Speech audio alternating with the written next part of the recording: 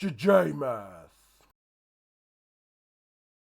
The final part of trig is called the 2D and 3D triangle sum. So the sine rule, the cos rule, the area rule. Let's see how you use it, when you use it, and why you would use it. So the first thing you need to know is, in grade 10, we had 90-degree triangles, so we could just use opposite, adjacent, hypotenuse. But now, in grade 11 and 12, the 90 degrees is gone mostly, and you need to figure out angles or sides by using the sine rule or the cos rule.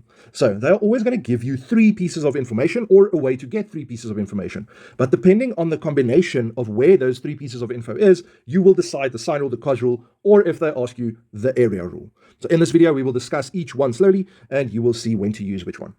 The first thing that I'm going to do when I get a sum like this is take my highlighters and color code the angles and the sides that go together. I can see I have both purple sets of info. So I have an angle, I have a side. With the orange, I have an angle, but I can work out the side. So I have the complete purple couple that go together, and with the orange, I have an angle, and therefore I can work out the side. That is the sine rule. With the second question, I have the blue side, I have the blue angle, I have the orange side, so I can work out the orange angle, and therefore it is the sine rule. How do I know when to use the cos rule? Again, I'm going to take my highlighters, see if I have a couple or not, and then I would know if sine rule is going to work or if this is a cos rule sum.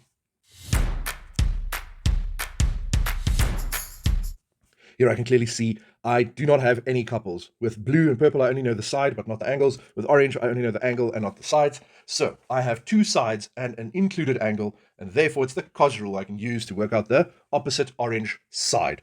So cos rule is always two sides and an included angle, or the one on the right, I don't even need to highlight this because I can see I don't know any angles. They are asking me an angle and I know three sides, so therefore this is definitely the cos rule. The area rule works exactly like the cos rule, except you only use it when they ask or give you the area. So the triangle on the left, I have two sides and an included angle, and therefore I can use the area rule.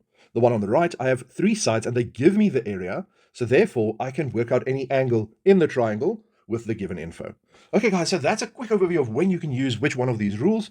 It does unfortunately get a bit more tricky if they add 2 or 3 triangles or if they make it 3D. So let's look at the rest of the videos to see how you would attempt that. If this video helped you, please like and subscribe. JMath.